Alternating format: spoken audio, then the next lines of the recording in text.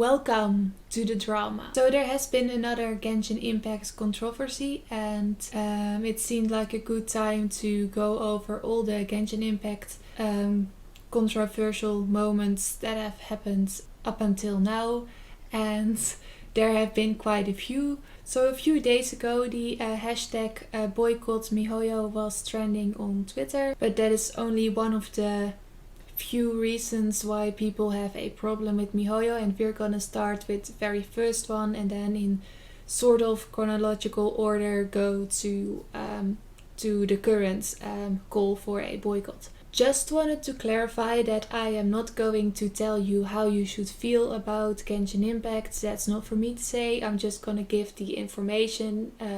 This is not, this video is not gonna be about my opinion. So I will explain at the end of the video why I am not joining this boycott call. But that will just be at the end, and we'll just go over all the things that have happened first.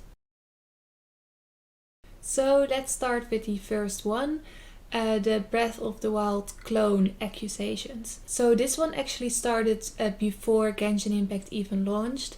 People thought, and not without reason, that the game was like a copycat, because the overall look, the overall feel, as we saw in the first trailers, looked just very similar to Breath of the Wild. I think that was mostly because of the colors, the greenery, the cartoonish style, and also the climbing, the stamina drain when you're climbing, the gliding mechanism. Those were all very alike. So yeah, there was a lot of Genshin Impact hate because of this, and one guy even smashed his PlayStation 4 to demonstrate how much he hated Genshin Impact.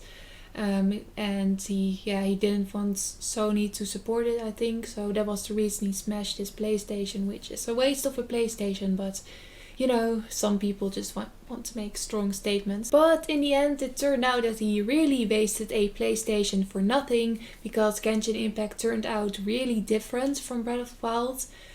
In my opinion, it's definitely inspired by it, but it's not a copycat at all.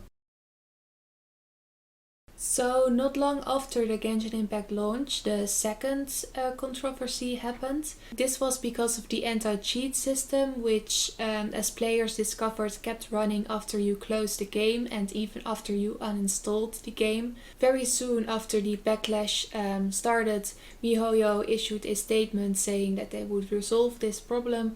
And they did, they fixed it. And I do remember testing this after they said they had fixed it, and indeed if I used the commands prompts, then it would no longer run after I closed Genshin Impact. So they kept their word, but the controversy was also about accusations of spyware, and it felt a bit shady to people because Genshin Impact is not a PvP game, so why would you need anti-cheat in the first place? So many players seem to think that this was more because miHoYo didn't want you to cheat the gacha system, the wish system, which people are paying for, rather than actually cheating on the game itself. So it seems like they wanted to protect their income rather than protect players from cheating players, which is just not really a thing in this game. But as of now, there's not like a reason for us to believe that there is any spyware in Genshin Impact, so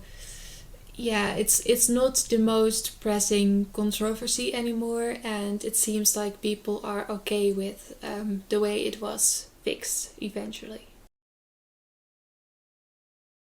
So the third Genshin Impact controversy happened also quite soon after launch. Players discovered that many words in the chat are censored, and many of these words were political, but definitely not all of them. Some, like very mildly profanity words, were also censored, like if you say poop, for example, that's censored. So there was a lot of outrage from players who didn't like the fact that words like Taiwan and Hong Kong were censored, and I tried this out myself with Hong Kong. and also with Taiwan. But Hong Kong didn't get censored in my case, as you can see. I don't know why that is. Maybe it's different for you. I don't know. I decided to also try this with the pins on the map. And I discovered that you can't use these words as pins either. So you can't use them in co-op chat, but also not on the map. See, I tried a few, like Putin, Taiwan, yeah.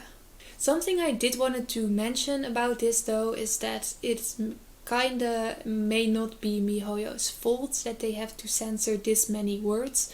Don't forget that this is a Chinese developer and they have very strict censorship rules. That doesn't mean that censorship is okay, but if you look at it this way, imagine you're a developer, you just want to make a great game and you want people to play your game, that's like your dream.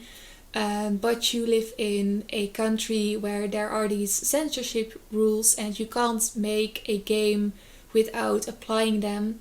You would apply them too, right? So as I personally believe that MiHoYo has to do this, I don't think it is entirely fair to just point to them and say like, oh, you shouldn't censor words in your game. Like, you know, they may not even really want to do that. We can't really tell. Maybe they just have to. So of course this is an ongoing thing. Words are still censored. I checked this very recently and it's still the case, and it doesn't look like it's going to change anytime soon. So that brings us to the fourth one. Promotion of gambling addiction. Now, if you have played Genshin Impact, you are of course familiar with the gacha system. Basically, you make wishes from time to time and you get like a loot box. You get a random item or character, and the chances of getting the ones you really want are of course very small. By just playing the game you only get a few chances every now and then, so the game of course urges you to purchase more wishes. Thing is, I don't really like the loot box system either. If I look at the Genshin Impact forums, then you know, nobody, not even big Genshin Impact fans, like this system. No player likes the gacha system. Like the issue that people have is not so much that they use a gacha system that nobody likes, but more so that people are wasting lots and lots of money on this. And that MiHoYo seems a bit greedy, because it seems like the game is really designed to get people to pay more and more and more. The chances of getting a 5-star are just like really, really, really small. And I think I can see a bit of a divide here in players who think like, you know, I don't like it, but this is the system and it's up to you whether you pay or not. Like, you're free to never pay MiHoYo and play the game for free. And there's the other side who is like, but they're using your weaknesses and you're paying. Some people are like paying more and more and they just can't stop themselves from investing money that they really shouldn't be investing in a video game. But MiHoYo is definitely not going to change the gacha system. They may increase the rates, the chances of good items dropping a bit if people are really upset about this perhaps, but there will still be a gambling element in the game. So the next one is about this. I am not entirely sure if YouTube allows the use of these words freely. Like, it's not profanity, it's just a term to describe something, but I'm not entirely sure, so I'm just so I censored it a bit, just like MiHoYo would. Yeah, this is a bit of a weird one. So there was some outrage because an adult male character was mentioning his love for a NPC. He is an NPC. He was mentioning his love for another NPC called Flora, and he was saying that he tried to win Flora over before and that he was trying to like woo her, I think. So perfectly fine, right? Some guy has a love interest in the game. except for the fact that Flora is in fact a child. She is the florist, hence the name, I guess, in Mondstadt. Yeah, she's the little flower girl you can see in the picture. If an adult would be interested in her, that would definitely be a problem. But as it turns out, in the beta, Flora was actually designed as an adult female character, and this is a really fake picture, but the best I could find. This was her apparently in the beta, and if she still had the same appearance, then it wouldn't be a problem, of course. So it seems like this was just an honest mistake, and they may have written this line already in the early stages of development, and they just forgot to change it. That would not be that weird. I think it's going to be fixed at some point. So that brings us to the current and final Genshin Impact controversy that I want to discuss, and that is the one about racism. So I don't know if you noticed the hashtag boycottgenshinimpact trending on Twitter. But if you did, well, this is what it was all about. And it's actually because of two reasons. The first one is about two characters, Kaya and I practiced that name and I tried to remember it, and now I'm still not entirely sure if I'm pronouncing it correctly. I think it is Xin Yan. So these two, well, obviously they have a bit of a darker skin than other Genshin Impact characters, and the thing that people have a problem with apparently is that Kaya is called exotic. Well, he is described as exotic at some point in the game. And Xinyan is criticized because she is pictured as an intimidating character, and some players feel that this is a stereotype. So that's one part of the racism controversy.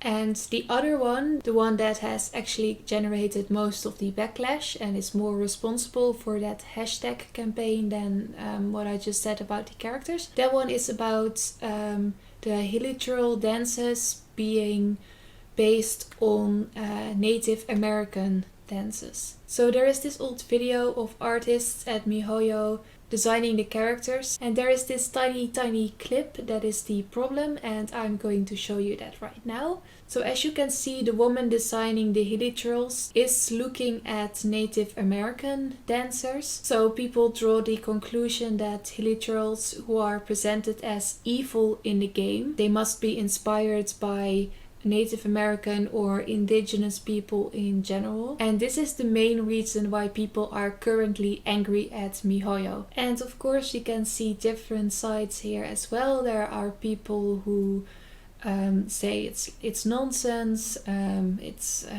whatever, and there are people who say oh, this is really racist, this is really a problem, MiHoYo must be held accountable. As I mentioned in the beginning of the video, I am personally not going to tell you what is racism and what is not racism. That's not really my place, I feel. But I hope this video informs you about all the past Genshin Impact controversies, and you're now up to date with what is going on in the fandom and why people are upset with MiHoYo. Finally, I will quickly explain why I am personally not joining this Genshin Impact boycott, because I feel like it's, would be kind of weird if I just keep playing Genshin Impact after making this video without explaining why. So here it is. I personally don't see enough reason. In some ways, yes, it does seem problematic to me, but I am not sure if it is fair to call an entire company racist because one artist used a clip as an example for her animation. There's a lot here that we don't know. Did MiHoYo instruct her to use Native Americans as an example, or did she go online looking for an example herself? Maybe this was just an individual. There's a lot that I don't know, so I don't personally feel like I can call MiHoYo as an entire company racist based on this tiny clip of just one person at that moment using this example of indigenous people. So thanks for watching this video, and let's wait and see when the next Genshin Impact drama is going to happen. Bye bye.